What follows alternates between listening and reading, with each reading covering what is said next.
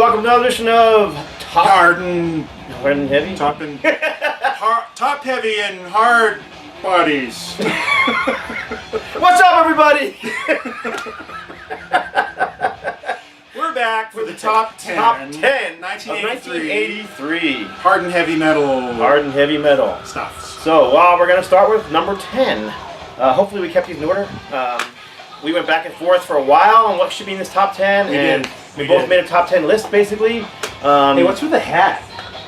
Flyers, man. You're trying to be like LJ or Greeno, aren't you? I am. We watched you guys' spoof videos of Scott, so I'm not just trying to be a dick. I'm just trying to be funny.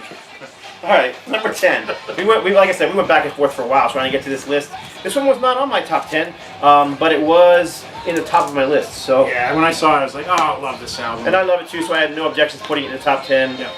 Probably my favorite album from them. Oh yeah, KROKUS.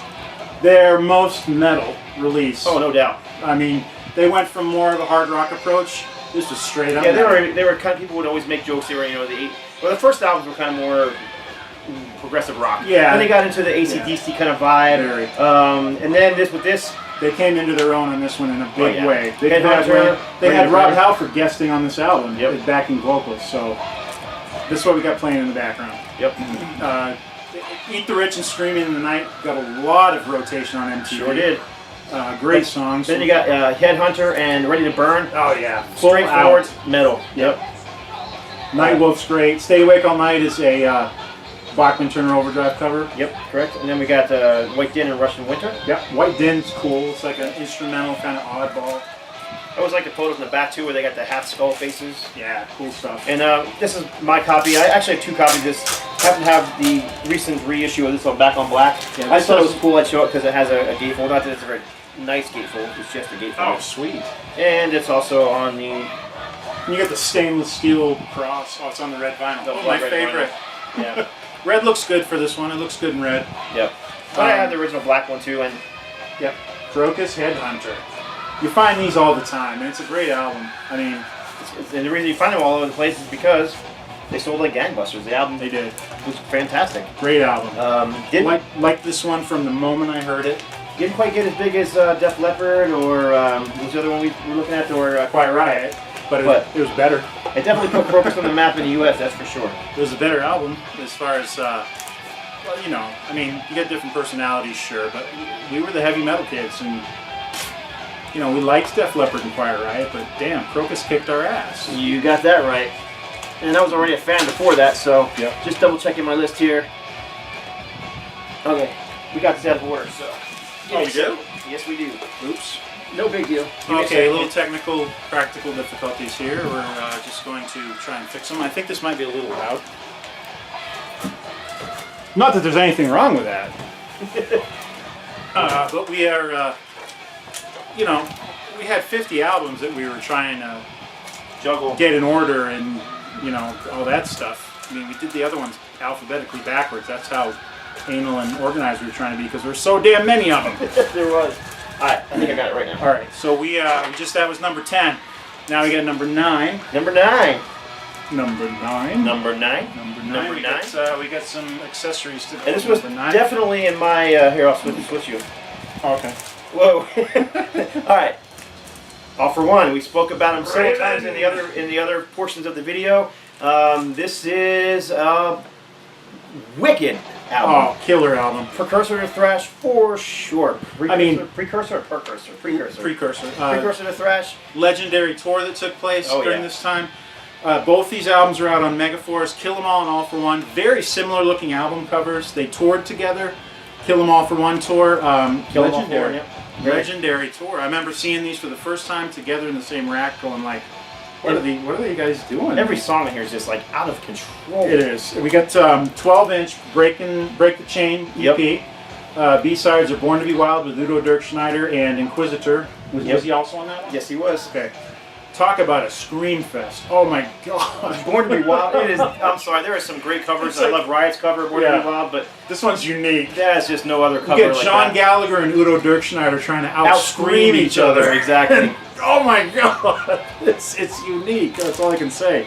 We got 7-inch versions of it also. Yes, there's the Break the Chain 7-inch had a different cut on it. The B-side was the Ballad of Marshall Stack, which is just a great title for a song. Awesome, and it's like Marshall Stack is the guitar amp, but it's a character. He's like like some kind of heavy metal cowboy cleaning up the town, something like that.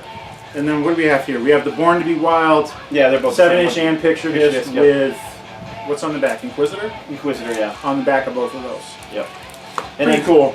The main album here, it's just I don't know. Take Control, Mind Over Matter, Sledgehammer Rock, All for One, Run Silent, Run Deep, one of the slower tracks on the album. Solid. My favorite Raven album. Break the Chain, which is really the only song that I think ever received any radio play for Raven. Break the Chain. DC Seizure used to do Break the Chain when we were doing some covers. It's a great. People loved it. They loved it. It's a great song. It's a great song. Take It Away, Seek and Destroy, and Athletic Rock, which is how the band always described their sound. Yep. And then of course you got Rob Wacko Hunter on the back wearing his hockey gear. Put some wacko into it. And why did he start wearing this? Why did he start wearing the gear? Because he was always he was always hurting himself. Always cracking his head open on the cymbals. And what a cool! I mean, it's cool. Yeah. I thought they were Canadian for a long time because of it. And Mark Gallagher's got the killer leather jacket on. He's got like a white. It's got like a white lapel and a black. I looked for that jacket for years. I always wanted it because it looked so neat, but I couldn't find it. Yep.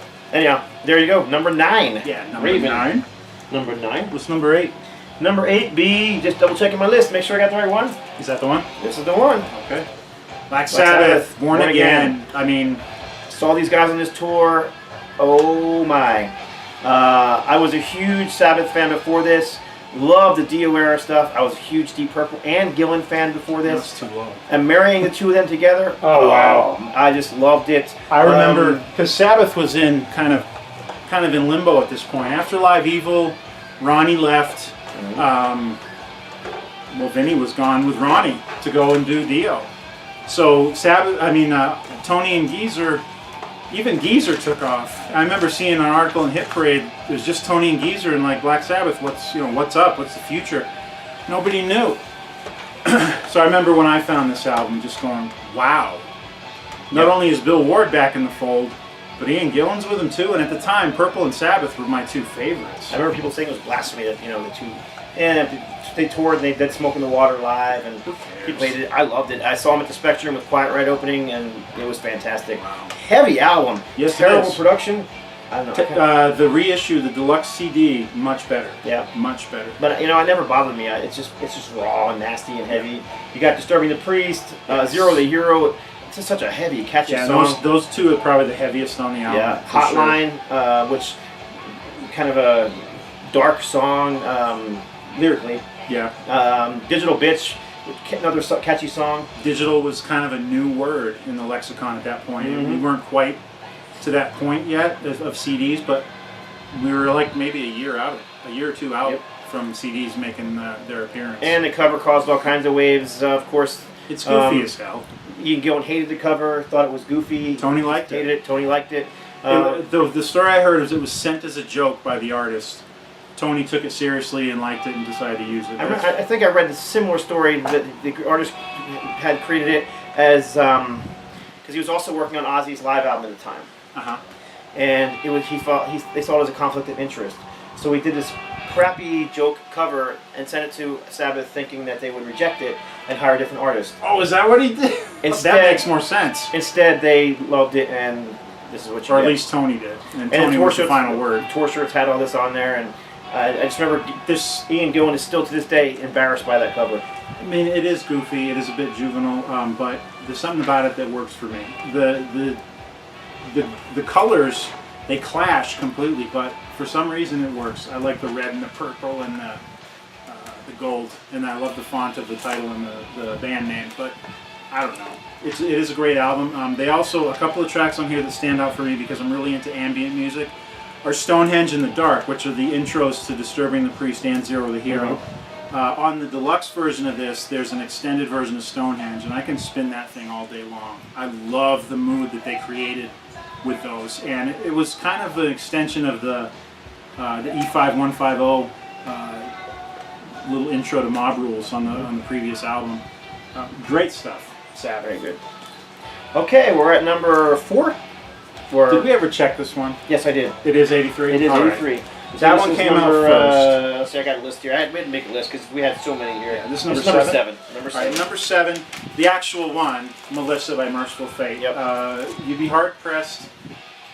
This one came out previous to it. It's the Black Masses EP and Black Funeral. Yep. I think technically it's the Black Masses EP because that was the song that was unreleased. Black Funeral is the demo version, I believe. Black Funeral was on this one. 83, this was a highly anticipated metal album. Merciful Fate were one of the biggest acts in the metal underground at the time. Most respected, most feared by some because they had probably the most blatantly satanic image going. And it wasn't a joke. It wasn't a joke. King Diamond was very much into this stuff. Like everybody knew that Venom was kind of... and Slayer, it was kind of put on. You know, Angel Witch and all those kind of bands, yeah. King, you really, got the gist that he believed in all this stuff. At least that's what he said, yeah. Yeah, the album, all right, let's strip away the satanic facade. It's an incredible metal album. I mean, one of the tag team guitars. Oh yeah, totally inspired by Denner and Sherman, who just had their own first EP come out today. Satan's Tomb EP just came out today. First thing they've done together as a team outside of Merciful Fate. Very psyched to hear that. Yeah, that tag team. I mean, so much taken from the Judas Priest thing. Oh, I mean, big time, but big time. Great band, man! What a great band. Yep. And I'm glad that I can listen to them now, and I'm a big fan of these guys. I'm not so much into King Diamond's solo stuff. Merciful Fate always had a chemistry that I really appreciated. Even the later albums, it just had a different sound. And the cover is just gotta love the covers. That cover is just awesome. Yes. Although I think the next cover is even better.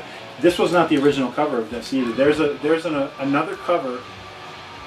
A few got pressed, it never got used, and they're very highly sought after. It got used on it's a Merciful Fate live bootleg. I think it's called, I can't remember the title of it, but it's the original cover that should have been Melissa. This one is far beyond a better cover. I mean, totally creepy. The screaming skull, screaming in the night. All right, next up we've got number 6. Number 6. You just do a little out of order, so you have to pardon me while I reach over and grab them. That's okay. I'll just do a little song and dance. Oh, we didn't talk about our shirts. Oh, I just wore an Alice Cooper shirt. Yeah, we're gonna start mentioning the shirts because I've got an axe to grind. No, Sweet Cicada is one of my acts. Mr. Dan Lively's brainchild. These are the Firebug shirts that he produced himself. We've got them for sale on the Bandcamp. SweetCicada.bandcamp.com. Go to the merch section. You can grab one of these limited edition Sweet Cicada Firebug shirts. And if you haven't heard them, you're going to be hearing them very soon because I'm putting out their first EP very soon on Stone Groove Records. Anyway, that's it for the commercial. We have number 6. Number 6, yes sir. OSBOURNE. Now this is one that didn't make my list, but it made Randy's list, and he wanted it in there. And it's a big album for me. Not disagreeing. This is 2 different versions of it. There's and that's then you have the little EP there too. Yeah, but this EP is for You Look. Wait a minute. Yeah, that's it. Why is You Looking at Me Looking at You on here? I thought this is the Prince of Darkness. Oh, yep. Wait a minute. This is weird. Prince of Darkness. Oh, it's the name of the EP. There wasn't a song called Prince of Darkness. Right. You Looking at Me Looking at You. One up the B-side, which appeared later. Slow Down. And Bark at the Moon Live on that EP. So this is the I believe the European version, which has one different track that was was not on that version, right? Let's see. Yeah, I'm pretty sure that's. This one has spiders on it, which right, did not. This one has it's just Center Eternity. It's an extra track. Oh wait, Center of Eternity's not on here. Right. Yeah, there was one track difference. So there you go. Oh, okay. And this blue logo version is from. I think it's an English version. I think it is too UK. This is the US version. Regardless, music. Okay, Randy Rhoads gone. Yeah, this was incredibly anticipated because it's like, what's he gonna do now? Right, and he had so many guitar players in between Randy and when this finally came out. He had Bernie Torm toured for a few dates with him. Then they brought in Brad Gillis, who kind of finished out that tour. Yeah, they did the Speak of the Devil, the Nights at the Ritz. Then we hear these rumors of this guitar player named Jakey Lou Williams, and by the time he's on here, his name is Jakey Lee. Yep. I remember when the Bark at the Moon video came out on MTV. I saw the premiere of it with my friend Nancy Brest, and totally cool. It's a totally cool video of the werewolf theme. Ozzy going into his, his change and everything. And I was like, wow. I think I went out and bought it that day. It was heavy, and it's a good album. Great guitar playing. Jakey Lee definitely had some big shoes to fill, and he did it pretty damn well. Did a good job. A little different. Didn't quite sound like Randy, but he wasn't trying to either, I don't think. No, Bob Daisley was back in the fold. Yes, and he did a lot of the songwriting on this one. He did. And let's see, who was Tommy Aldridge was still playing drums. Yep. And Don Airey was listed as a full member on keyboards. Great album, great songs on here. Rock and Roll Rebel was probably one of the first ones that, like, the lyrics for it were leaked back when the songs didn't leak, but the lyrics did. And I said Jakey Lee was actually in Rap before this, right? Was he in Rap? He got kicked out of Rap because he wasn't pretty enough or some crap like that. Whatever. Sounds about right. Whatever. Great songs on here. Center of Eternity is probably the most epic tune. Title track is the most well-known tune, for sure. So Tired was a single on MTV. Yeah. It was an Ozzy ballad, like following in the tradition of Goodbye to Romance and Tonight. Yep. Rock and Roll Rebel's pretty well-known too. Yeah, it's a great song. You're No Different was kind of a, I think it was a stab at the PMRC, and also Rock and Roll Rebel. Well, maybe not PMRC at this point. I don't think they were fully running. But it was a stab at all the judgment that Ozzy was, and the flack he was getting from the moral majority at the time. Great album. All right, just going to check my list again here, just to make sure I got the right one next. We're on number 5. We're on number 5. We're at the top 5 for the top 10 of 1983, which was a pretty crucial year for metal. It really was, because by the end of this year, the game had completely changed.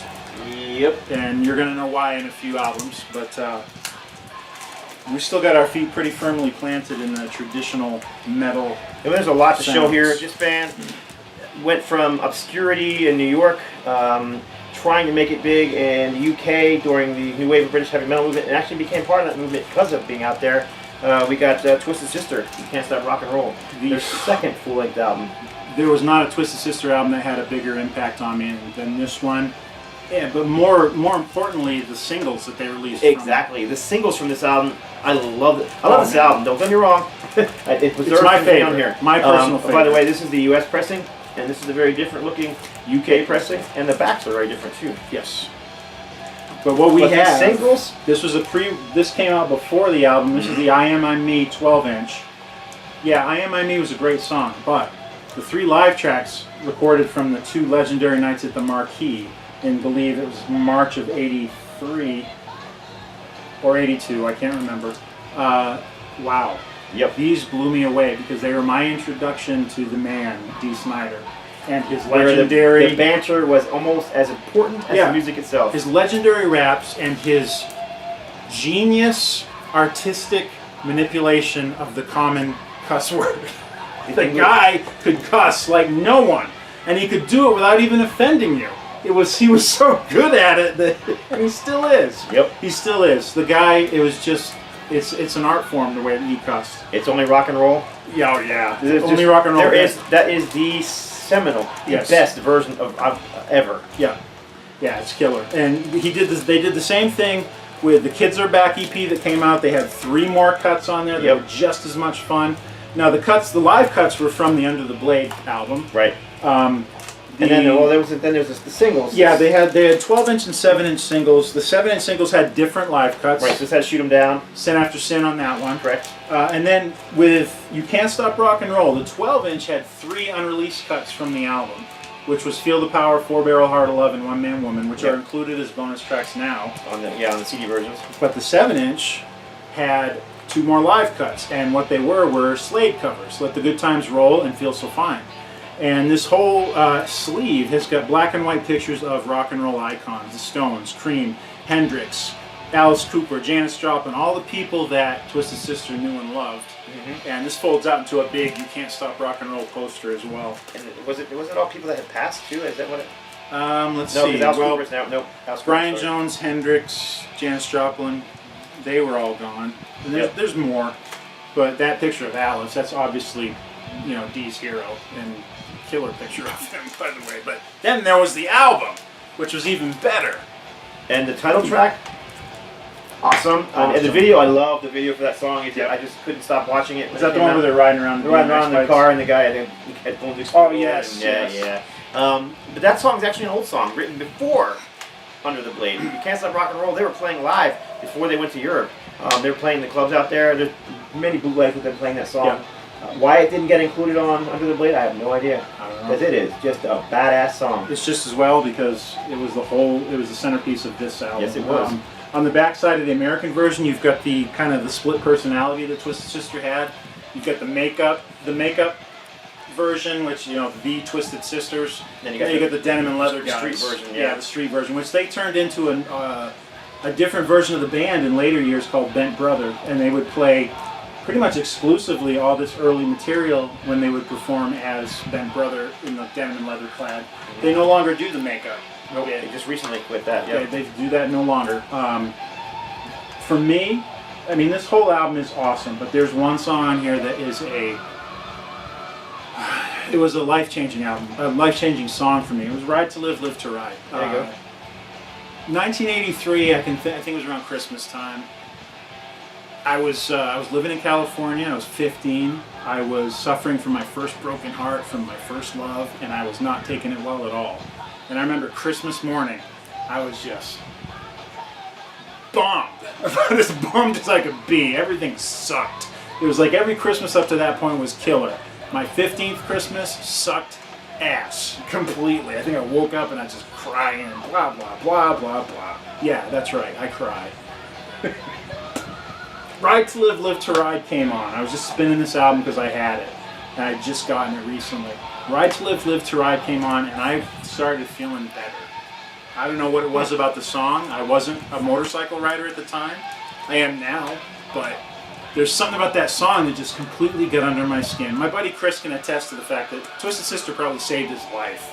He was in such a dark period in his mid-teen years, and a lot of the positivity that Dee Snider would express. I was just going to say that there's a lot of, as much as the PMRC was up against these guys, come on, the Power and the Glory, you could put that on a Christian album. Yeah, they didn't really know what it was about, and that's all right because it was for the kids, and if they had been supporting it, the kids wouldn't have loved it as much as we did. We're gonna make it. Yep, we're gonna make it. I need this like a knife in the back. Yep. I'm me. The kids are back. It was all just real. Yeah, it was all positive. Yeah. I've had enough. Suzette's song, "You're Not Alone," written for his wife. For his wife, yep. It's great. It's a solid album, man. Solid, and it's a solid top 5 for the top 10. It's number 5. Number 5. Number 4. Be getting down to the wire. Be one of our personal favorites. This is one of the old school that came around and came out, and they got a new guitar player and a little bit of new life in them. A lot of this is John Sykes joined Thin Lizzy. Thunder and Lightning. Thunder and Lightning. Wow, probably their heaviest album of all time. Definitely their most metal album. Hugely inspired by the new wave of British heavy metal movement that was going on. John Sykes came out of Tigers of Pantang and fueled Thin Lizzy, who were at the time, suffering from being drug-addled. Yeah, I mean, Phil Lynot's health was not the best at this point. You were starting to see he was gaining weight. Not quite the lean, mean rock and roll machine he had been, but damn, he could still write. He could still write kick-ass songs, and his lyrics never died. Yep. The romantic poet in him were there.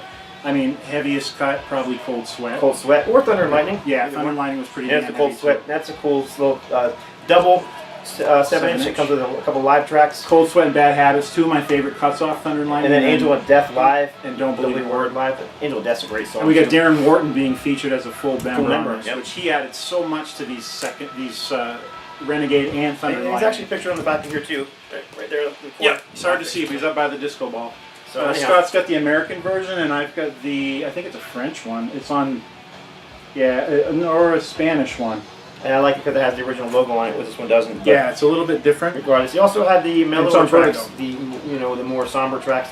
Sun Goes Down. Yeah, this is the one of my favorite songs. Also, The Sun Goes Down, and Someday She's Gonna Hit Back, which is kind of it's tackling the domestic violence issue in a very early arena. It wasn't something that was really talked about that much at this point. I remember when I first bought this album, I saw Please Don't Go On. I'm like, really? Somebody else doing that song? Because AC/DC had done it. Not the same song at all. And Ted Nugent had done it. Not the same song. This is a Philip Lynott original. Yep. I remember right after I met my wife, or my future wife at the time. It was 1991.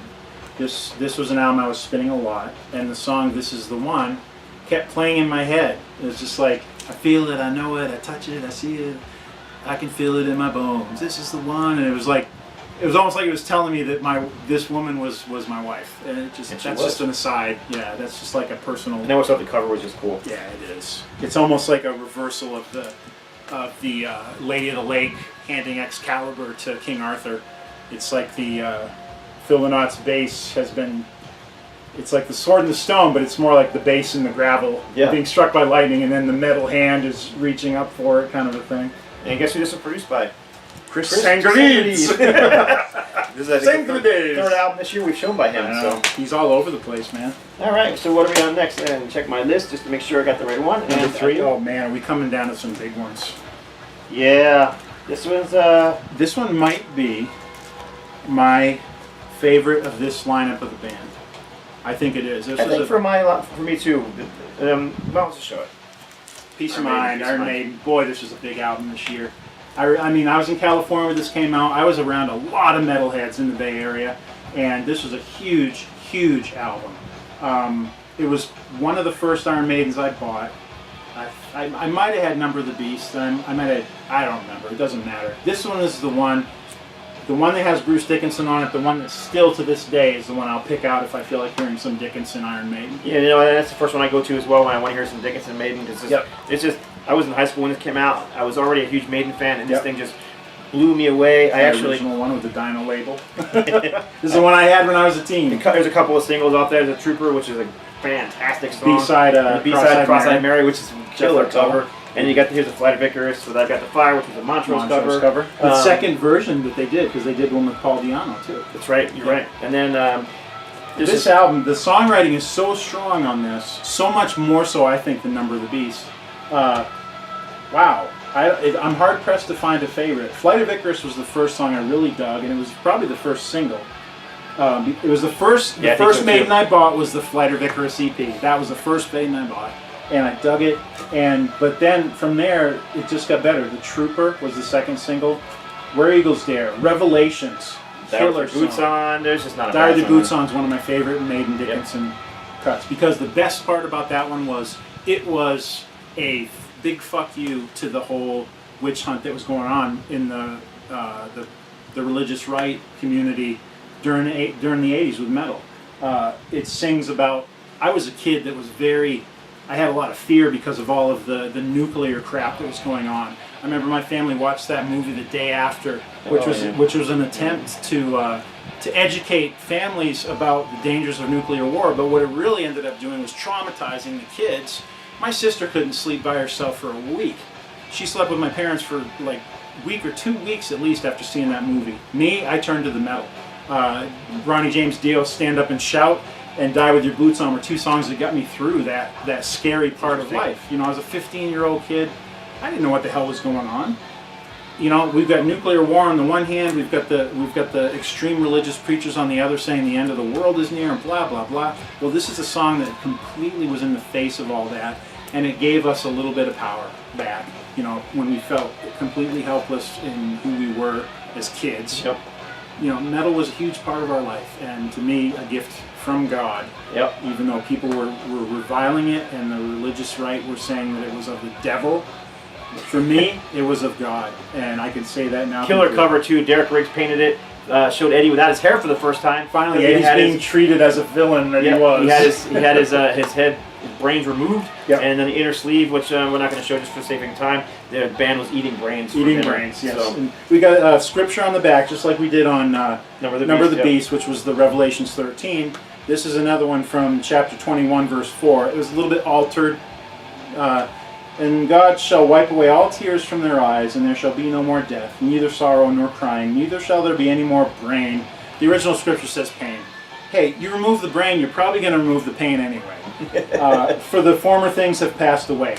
Now, I don't know about you, but there weren't a whole lot of Bible references I was getting in my everyday life. There was that one, there was the one from Number of the Beast, granted kind of scary from Revelations, but you also had G.K. Chesterton.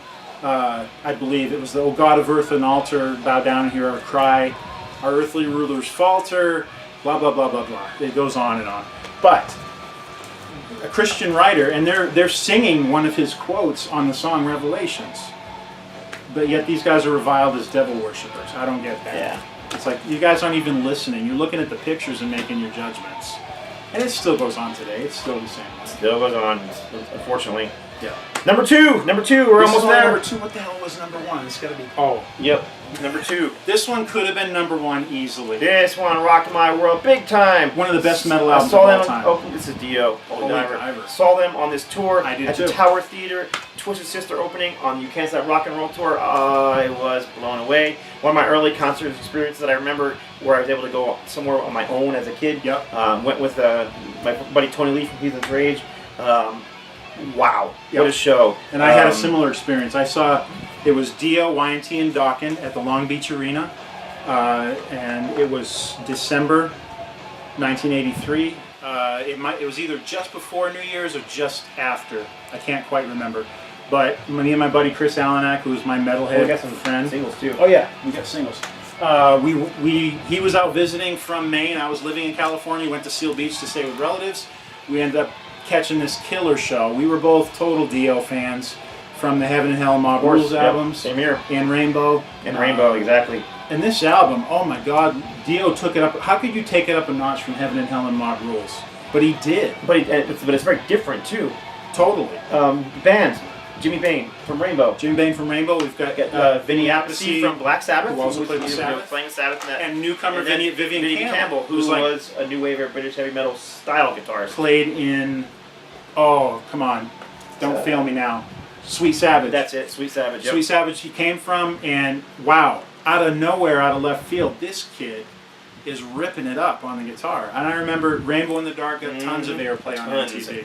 Yep. And I loved it. I was like, I couldn't wait for that video to come back on. What a great album. And again, the story I just told you about seeing the day after, Stand Up and Shout. For lack of a better term, it was a song that ministered to me. It gave me back a sense of power over my own life. Hope. And hope, yeah. Not that it wasn't going to be the way that the powers that be were telling me, because fuck you, that's why. Basically, it's what the attitude was. And you can see where they get their thing. I mean, you got a priest being drowned here, but... And it's funny because the story, I've heard Ronnie talk about the story. I've heard him talk too, and his stories are always different. How do you know the devil isn't the priest and the priest isn't the devil? Ronnie is always, he's always featured the idea of abuse and molestation of children from religious leaders. I don't know if he experienced it himself in the Catholic Church, but it's got something to do with that. And this whole character up here, his name's Murray. There's a whole story that Ronnie wrote about this Murray character, that he was some creature that he met, and he was part of some ancient order of people and beings. Ronnie is definitely a storyteller, not only in real life, but on his... I mean, some of his lyrics make absolutely no sense, but there was always a story to them. Full of imagery. The 1985 Dream Evil tour program featured the story of Murray. If you want to look it up, just type it in.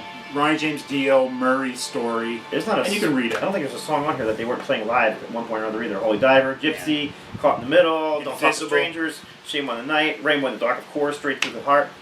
There's not a bad song on here. Pat Boone paid tribute to Ronnie with the song Holy Diver on his In a Metal Mood album that came out in the 90s, and Ronnie guested on that as well. Ronnie's guested on a lot of albums. Yeah, and we Dio, lost Ronnie. the band. This is not Dio solo. This was the band, and it's the band. And Ronnie, we lost him 5 years ago, just this past May.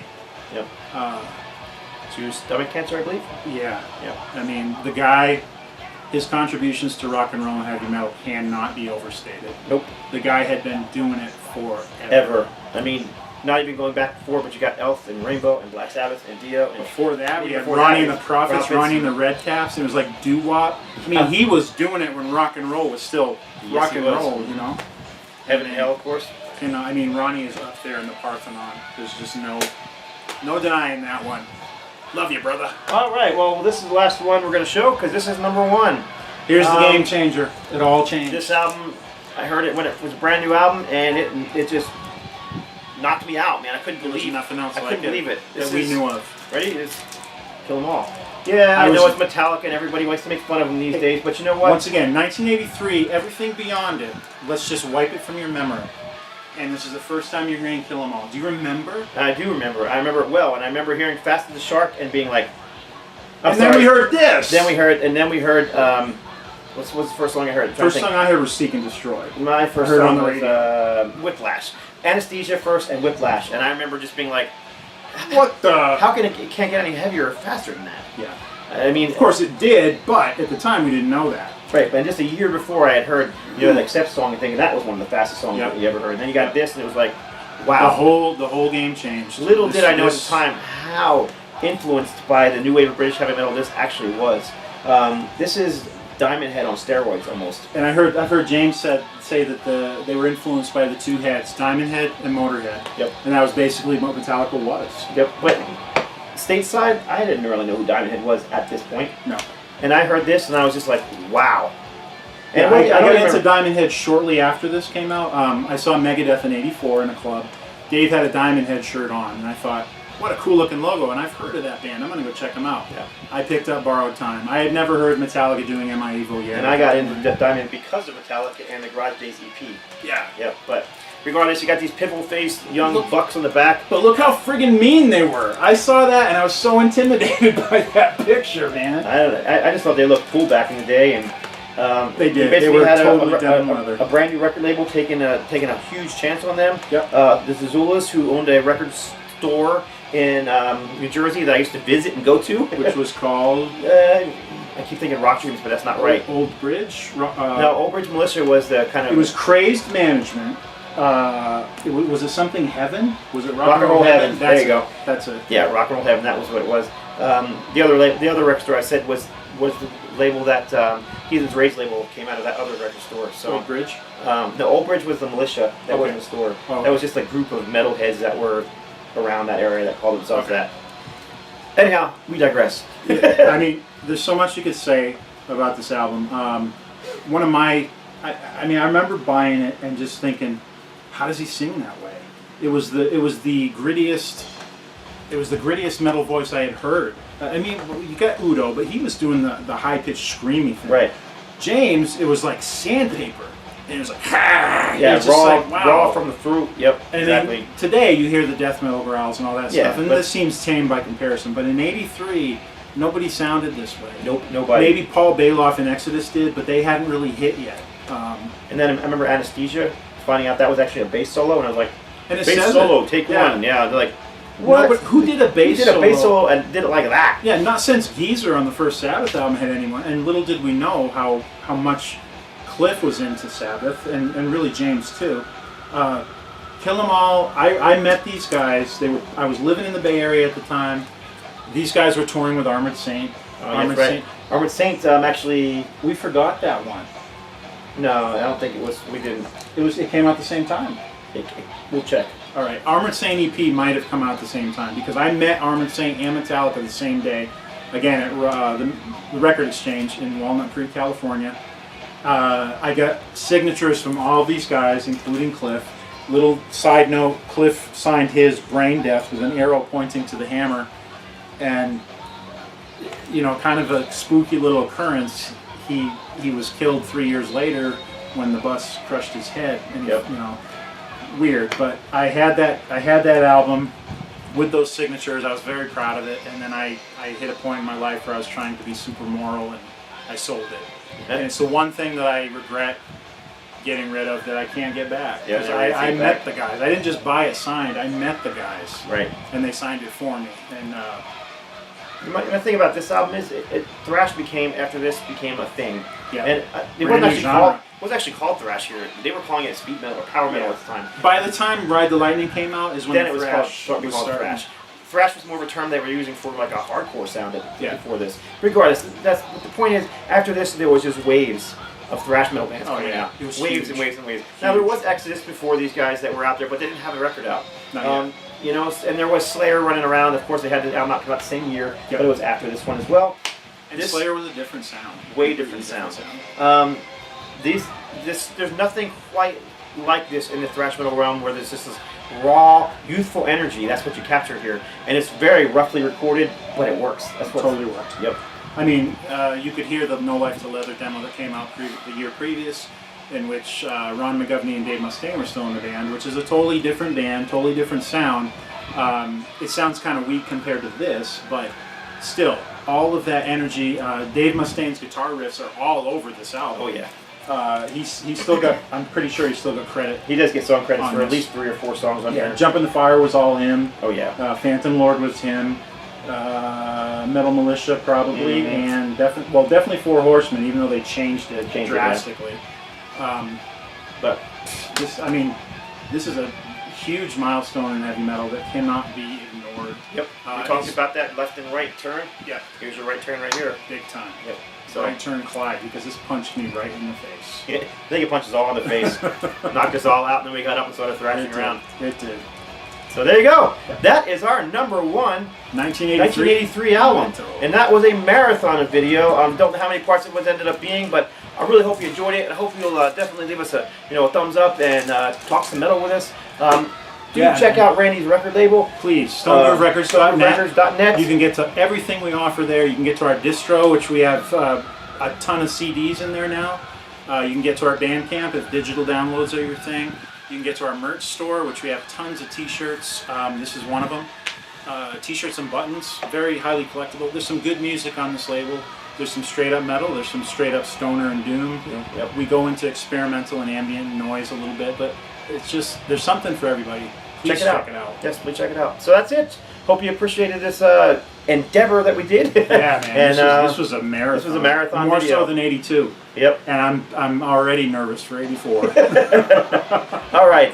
That's it. God bless. See ya. Stay strong. Yeah, I have no idea how long that is.